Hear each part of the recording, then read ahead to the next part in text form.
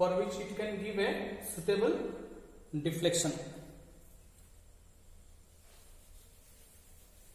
लिख लिए,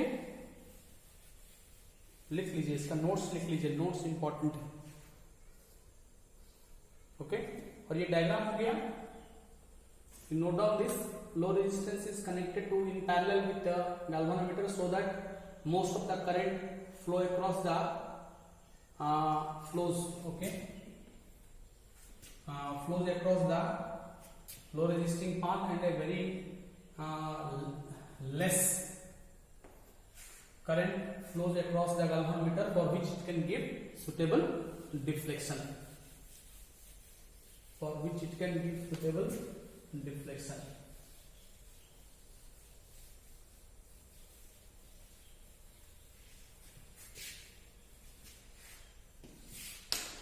ओके, देखिए नाउ जैसे मैं बता रहा था कि ये potential drop is equal to this potential drop. तो इसका मतलब है कि इसमें करंट फ्लो हो रहा है I माइनस आई जी और इसका रेजिस्टेंस है S. तो ये पोटेंशियल डिफरेंस हो गया, करंट इनटू रेजिस्टेंस, इसका पोटेंशियल डिफरेंस हो गया. अब इसका पोटेंशियल डिफरेंस क्या है, इसमें IG करंट फ्लो हो रहा है, RG रेजिस्टेंस है इसका.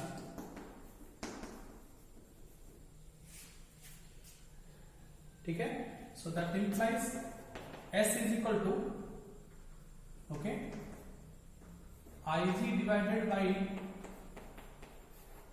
I minus IG into RG. तो कितना शंट रेजिस्टेंस आप देंगे इस फॉर्मूला से डिसाइड हो जाएगा.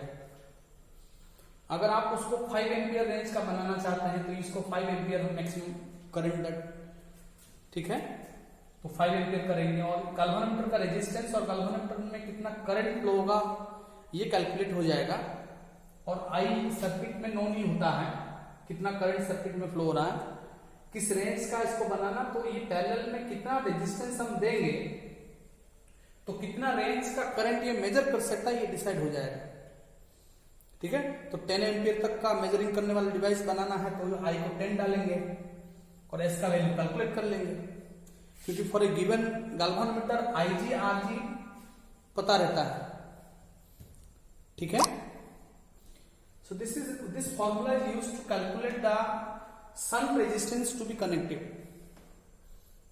ओके, देखिए इस सर्किट का इफेक्टिव रेजिस्टेंस क्या होगा. अगर हम कहें इसका रेजिस्टेंस RG है, इसका रेजिस्टेंस ऐसे तो दोनों पैरेलल कनेक्ट किया गया है. तो अगर हम कहेंगे कि R is equal to effective resistance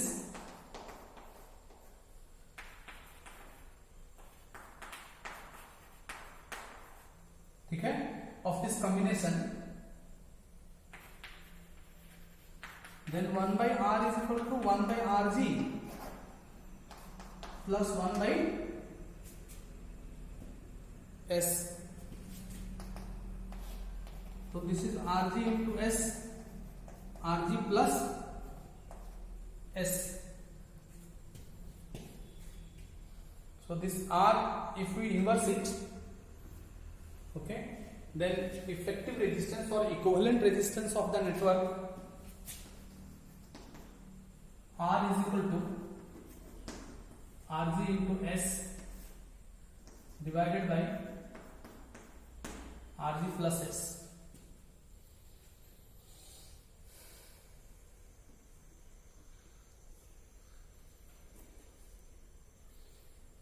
Okay, so this is equivalent resistance of this combination. ठीक है, ये है theory how to convert equivalent resistance of the combination. इसको लिख लीजिएगा. ठीक है, तो what is the summary to convert a galvanometer into an ammeter. We have to connect a low resistance in parallel with the galvanometer. Okay, and it can be converted into a current measuring device. Okay, next question हम करेंगे. Question number 2. How will you convert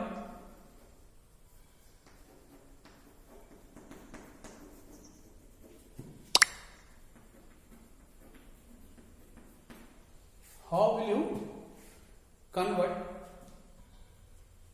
a moving coil galvanometer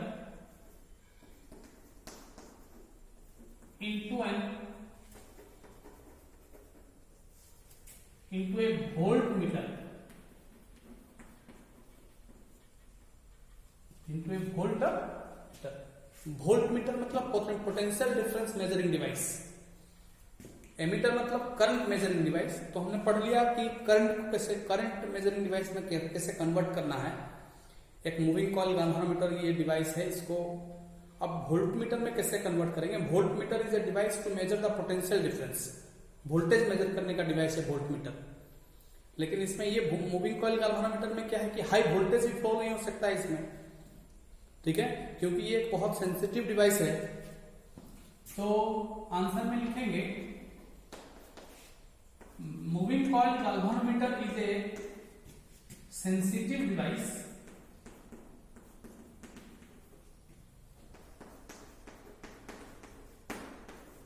it cannot measure high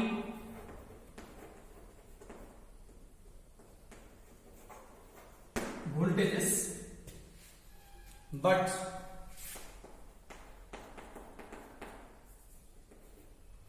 it can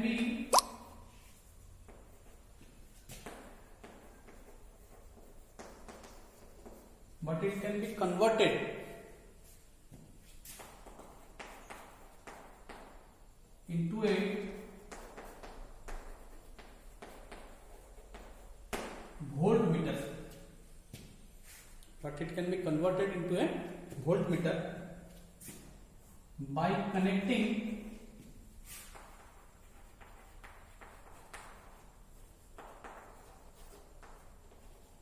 a high resistance, उसमें low resistance था, इसमें high resistance,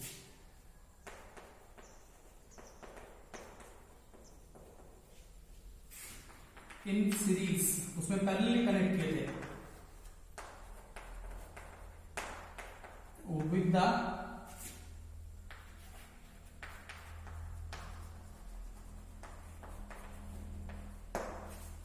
galvanometer.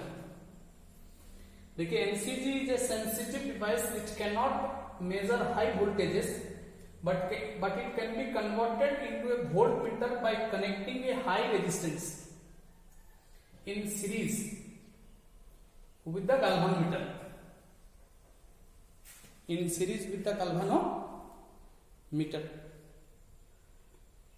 Series में connect करेंगे तो होगा क्या, देखिए डायग्राम ड्रॉ करते हैं, you just note down this, मिटा दिया जाए इसको।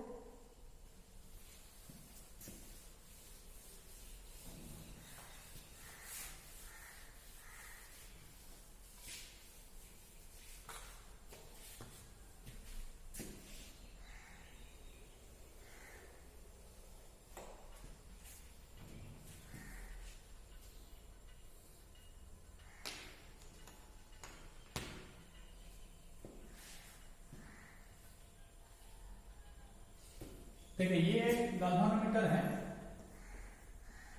तो सीरीज में एक हाई रेजिस्टेंस कनेक्ट करेंगे, मान लेते हैं इसका रेजिस्टेंस RS है और इसका रेजिस्टेंस RB है, तो ये डायग्राम हो गया।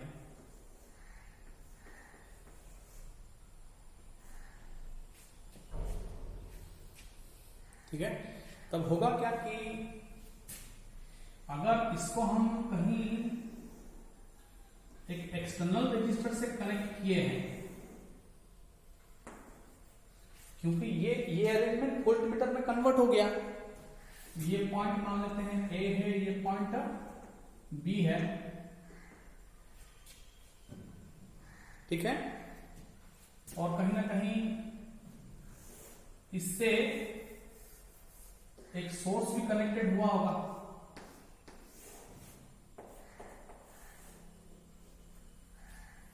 तो ये जो पोटेंशियल डिफरेंस है, तो ये मान लेते हैं कि पी क्यू के थ्रू ये पोटेंशियल डिफरेंस अप्लाइड हो रहा है, अक्रॉस ए रेजिस्टेंस R, तो हमने वोल्टेज मेजरिंग डिवाइसेस को पैरेलली कनेक्ट करना है, तो इसको हम वोल्ट मीटर में कन्वर्ट कर दिए हैं। तो जिस रेजिस्टर के थ्रू इसको पोटेंशियल डिफरेंस मेजर करना है, इस अरेंजमेंट को हम पैरेलल लगाएंगे और लगाए भी है, ठीक है। तब ये वोल्टेज डिफरेंस भी ये PQ के अक्रॉस जो होगा AB के अक्रॉस भी वही होगा। So the voltage difference PQ which is the supplied voltage V which is to be measured, that will be the same voltage across this AB, क्योंकि ये दोनों हमारा गाल्वानोमीटर जो हाई रेजिस्टेंस को सीरीज में लगा के मैं जो अरेंजमेंट किया हूं, ये अरेंजमेंट को एक्सटर्नल रजिस्टर के साथ पैरेलल कनेक्ट किया गया है, ठीक है। अब देखिए सिंपल है इसमें, तो इसका पोटेंशियल डिफरेंस क्या होगा, VAB अगर हम कहेंगे, ओके, ये हो जाएगा, ये पोटेंशियल ड्रॉप होता है। तो क्योंकि ये हाई वोल्टेज तो टॉलरेट नहीं कर सकता है, तो सीरीज में वोल्टेज डिवाइड होता है। सीरीज में क्या डिवाइड होता है, वोल्टेज डिवाइड होता है।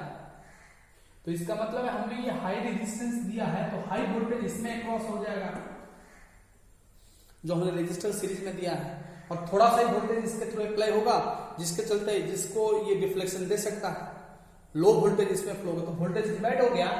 तो high voltage is across the RS because its resistance is high, and a very low voltage is across the galvanometer for which it can give a suitable deflection. तो हम इसमें लिख सकते हैं कि by connecting